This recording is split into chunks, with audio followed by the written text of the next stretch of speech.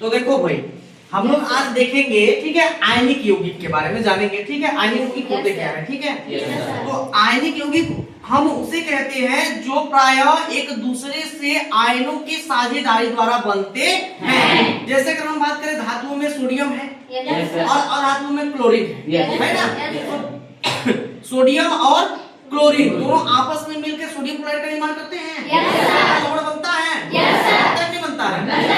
किसके द्वारा बन रहा है? सोडियम धातु है, धन आयन रखता है, क्लोरीन अधातु है, ऋण आयन रखता है। कैसे रखता है? क्योंकि उसको अपना अष्टक पूरा करने के लिए, किसको? क्लोरीन को। क्लोरीन को अपना अष्टक पूरा करने के लिए एक इलेक्ट्रॉन की आवश्यकता होती है, जबकि सोडियम धातु जो होता है उसके पास एक इलेक्ट्रॉन की अधिकता होती है, क्योंकि अपना अष्टक पूरा कंप्लीट कर लिया है, अब उसके पास एक इलेक्ट्रॉन अधिक है। तो वो दोनों एक दूसरे से इलेक्ट्रॉनों की साझेदारी करके जो बंध बना रहे हैं या जो यौगिक बना रहे हैं उसको हम आयनिक यौगिक कहेंगे। क्लियर है? अब हम बताएंगे आप लोगों को एक प्रैक्टिकल करके कि आयनिक यौगिक जो होते हैं ना, वो ठोस अवस्था में विद्युत का चालन नहीं करते हैं। आयनिक यौगिक ठोस अवस्था में विद्युत का चालन नहीं करते हैं, लेकिन यही आयनिक यौगिक जैसे ही जलीय विलयन में क्या हो जाते हैं? चले जाते हैं, घुल जाते हैं। अर्थात इन आयनिक यौगिकों का हम जलीय विलयन बनाते हैं, तुरंत एक क्या कर लेते हैं? आयनिक विद्युत का चालन है। इसके लिए हमने एक बनाया है प्रैक्टिकल, देखते हैं हम लोग। अब आप लोग इसमें देख रहे होंगे, आ जाओ इधर, दिखाओ इसको।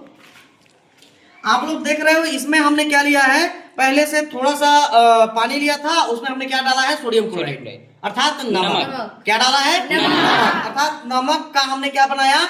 जलीय विलयन। क्या बनाया? जलीय विलयन। अब इसमें हम लोग देखेंगे कि क्या हमारा विद्युत का चालन होता है, क्योंकि हमने तो कहा कि आयनिक यौगिक अपने ठोस अवस्था में विद्युत का चालन नहीं करते हैं, लेकिन जलीय विलयन में करते हैं। विद्युत का चालन करते हैं, विद्युत का चालन करते हैं जलीय विलयन में, देख लेते हैं। ठीक है, तो हमारा नमक का घोल बन गया। किसका घोल बन गया? नमक का घोल बन गया।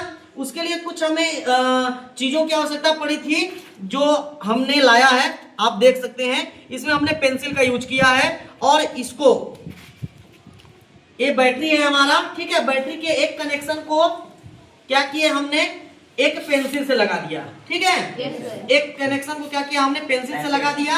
अब इस पेंसिल को इस थर्माकोल में डालकर, ठीक है, अब क्या करेंगे? हम इस नमक के घोल में डाल देंगे। पहले एक कनेक्शन को डालते हैं बेटा, ठीक है, एक कनेक्शन को डाल दिए ना।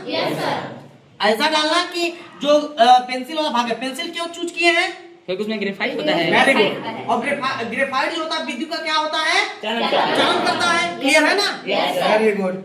अब उसके बाद एक और पेंसिल लिए, जिसको हमने छीलकर ग्रेफाइट से इस वायर को कनेक्ट कर दिया। कनेक्ट कर दिया ना। ये आप देख पा रहे हो, एक दूसरा कनेक्शन है। किसका? बैटरी का।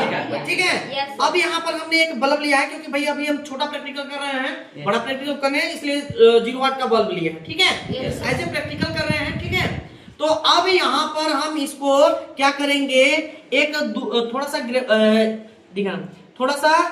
दिखाना, थोड़ा सा एक और हम छिद्र किए हैं, जिसमें हम लोग क्या करेंगे? इस दूसरे वाले पेंसिल को इस जल में क्या, अब देखो हम लोग क्या कर दिए? दूसरे वाले पेंसिल को डाल दिए ना। अब ये हमारा दोनों साइड क्या है? डिप है। आप अगर ध्यान से देखो, ये ट्रांसपेरेंट ग्लास तो है रहने के लिए, बट क्या है कि अच्छे से दिखने का भी कलरफुल है। ठीक है, कोई बात नहीं। दोनों साइड आप देख रहे हो, दोनों साइड हमने पेंसिल को क्या किया है? किया है। ठीक है, दोनों पेंसिल दूर दूर हैं सोल्यूशन में हमारे। ठीक है, नमक के, या हम कह सकते हैं लवण के जलीय विलयन में दोनों थोड़ा डीप हैं, लेकिन थोड़े दूर दूर हैं, है ना।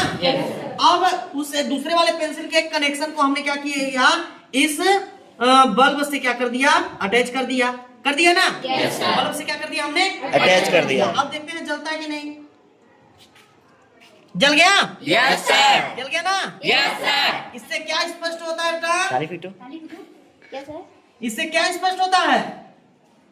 इससे स्पष्ट ये होता है कि हमारा जो लवण है, ठीक है, या फिर आयनिक यौगिक जो होते हैं, ठीक है, जो आयनिक यौगिक होते हैं वो ठोस अवस्था में विद्युत का चालन नहीं करते, लेकिन वो जलीय विलयन का चालन करते हैं। समझ आया?